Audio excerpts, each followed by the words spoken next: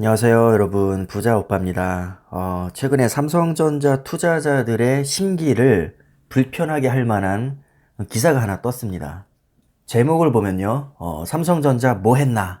세계 최초 타이틀 빼앗겼다. 아주 자극적인 제목인데요. 이게 사실 틀린 말은 아닙니다. 삼성전자가 세계 최고의 반도체 기업이라는 것은 틀림없는 사실이지만 최근에는 그 입지가 조금 흔들리고 있습니다. 미국 마이크론에 역전당한 한국 반도체, 이대로 가다간 추격자로 전락할 수 있다는 그런 문구가 눈에 띄고요. 한국 정부의 지원이 미국에 비해서 5분의 1밖에 안 된다고 합니다. 그리고 마이크론은 176단 낸드 플래시를 세계 최초로 이미 양산을 했고 4세대 10나노급 D램도 삼성보다 먼저 개발을 했습니다. 그리고 2위와의 기술 격차도 2년에서 빵으로 줄었다고 했는데 여기서 말하는 2위는 SK 하이닉스입니다. 자, 그리고 미국과 중국, EU에서 자국의 반도체를 육성하기 위해서 천문학적인 투자금을 또 쏟아붓고 있거든요. 제가 지금까지 소제목을 쭉 읽어드렸는데 이 소제목만 봐서는 삼성전자가 정말 큰일 난 것 같습니다. 결론부터 말씀드리면 다 맞는 말인데요. 이게 조금 더 자세하게 살펴볼 필요가 있습니다. 지금부터는 제가 이거를 다 풀어서 설명을 해드릴 건데요. 반도체 지식이 없으신 분들에게는 다소 어려운 내용이 될 수 있기 때문에 제가 가급적이면 쉽게 풀어서 천천히 설명을 해드리겠습니다. 자, 일단 반도체를 크게 두 개로 나누면 메모리 반도체와 비메모리 반도체로 나눌 수가 있습니다. 비메모리 반도체는 다른 말로 시스템 반도체라고도 하는데 삼성전자는 메모리 반도체를 잘할까요? 아니면 비메모리 반도체를 잘할까요? 메모리 반도체를 훨씬 더 잘합니다. 물론 비메모리 반도체도 일부는 잘하지만 전체적으로 봤을 때는 비메모리 반도체보다는 메모리 반도체를 삼성전자는 훨씬 더 잘합니다.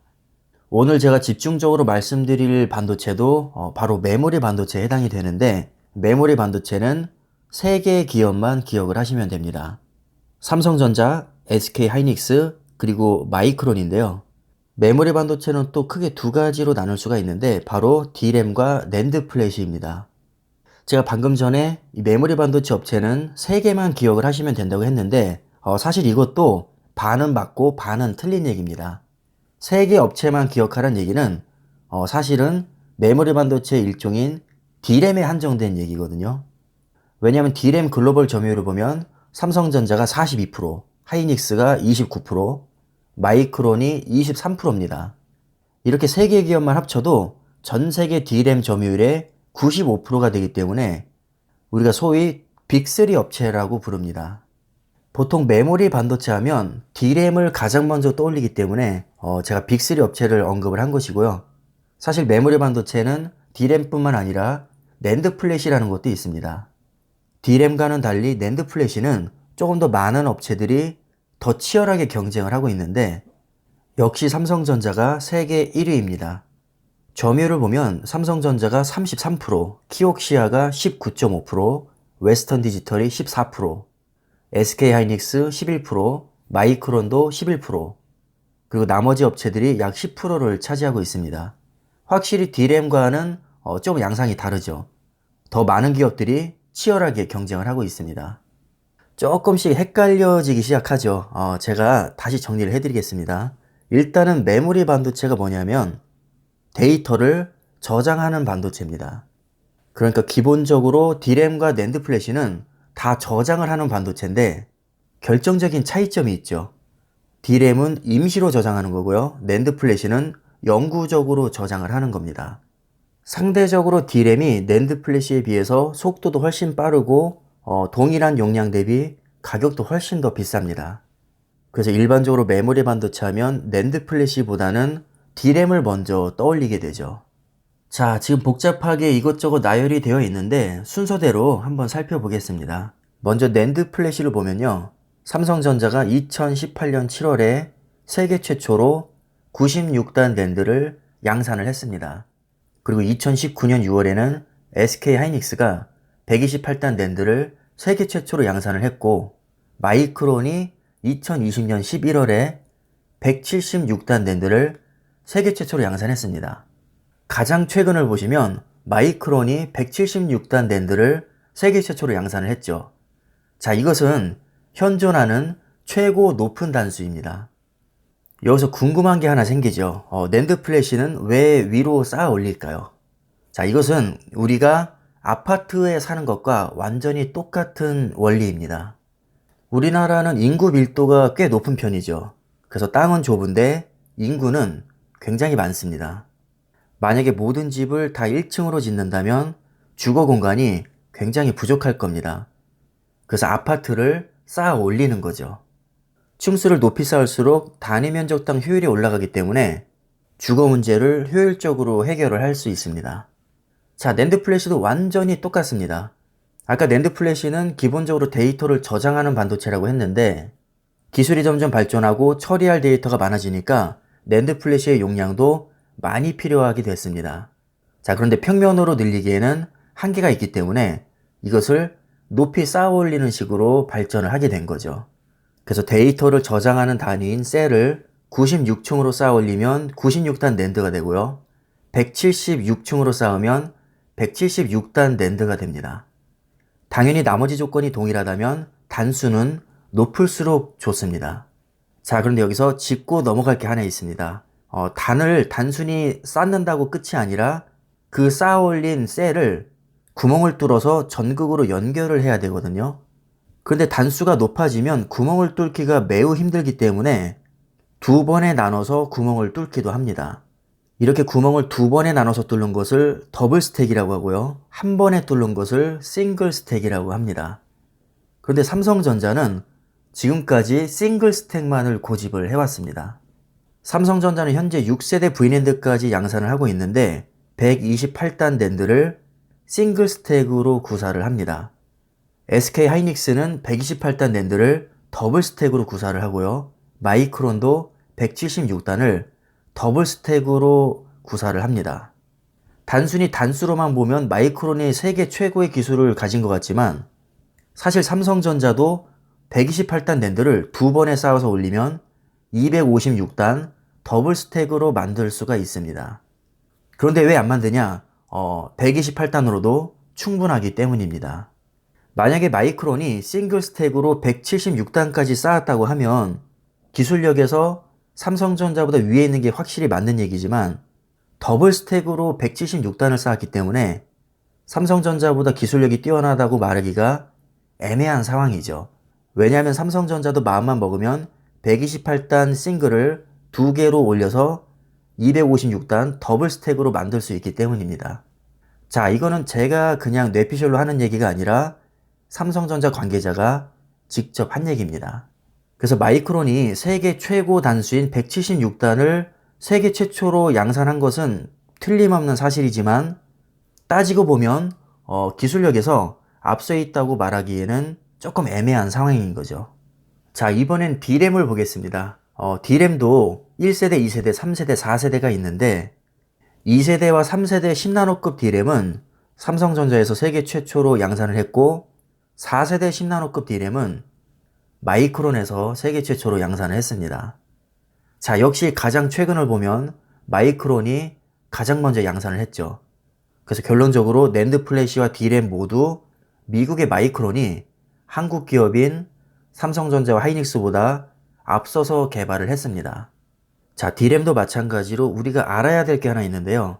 단순히 세대로 보면 마이크론이 앞서 있는 것은 맞지만 세계 최초로 D램에 EUV 공정을 적용한 것은 바로 삼성전자입니다. 삼성전자는 3세대 D램에 EUV 공정을 세계 최초로 적용을 했기 때문에 4세대를 마이크론이 먼저 양산을 했다고 해서 그렇게 꿀릴 것은 사실 없습니다. 반도체에서 가장 중요한 것 중에 하나가 바로 수율이거든요. 이 수율이라는 것은 전체 생산량 대비 양품의 비율을 의미합니다. 예를 들어서 웨이퍼 하나에 100개의 반도체를 찍어냈는데 그 중에서 10개가 불량이 났다면 수율은 90%가 됩니다. 이 수율이 높게 나와야 생산성이 좋아지기 때문에 영업이익률도 올라가게 되죠. 한마디로 불량을 적게 내는 기업이 더 기술력이 뛰어나다고 할 수 있습니다. 그럼 불량을 적게 내는 것을 무엇으로 판단하냐? 영업이익률로 판단을 합니다. 삼성전자, SK하이닉스, 마이크론의 영업이익률을 보면 2018년, 2019년, 2020년까지 모두 삼성전자가 영업이익률이 가장 높습니다. 2018년에는 51.7%까지 갔는데 이때는 반도체 슈퍼 사이클이었기 때문에 세 기업 모두 50%대를 기록한 것이고요. 슈퍼 사이클이 지난 2019년과 2020년에는 20%대로 많이 떨어졌죠. 여기서 가장 중요한 것은 삼성전자의 영업이익률이 빅3 업체 중에 가장 높다는 것이고 기술력도 가장 뛰어나다는 증거입니다. 그럼 이렇게 또 생각을 할 수 있겠죠. 마이크론이 2021년 1월에 세계 최초로 4세대 D램을 양산했으니까 이제 영업이익률이 올라갈 거 아니냐 이렇게 생각하실 수 있겠지만 이 반도체의 특성상 초기에는 수율이 보통 낮게 나옵니다. 아무래도 세대를 거듭할수록 더 미세한 공정으로 들어가기 때문에 난이도가 올라갈 수밖에 없고 그렇게 되면 불량률은 더 높아지겠죠.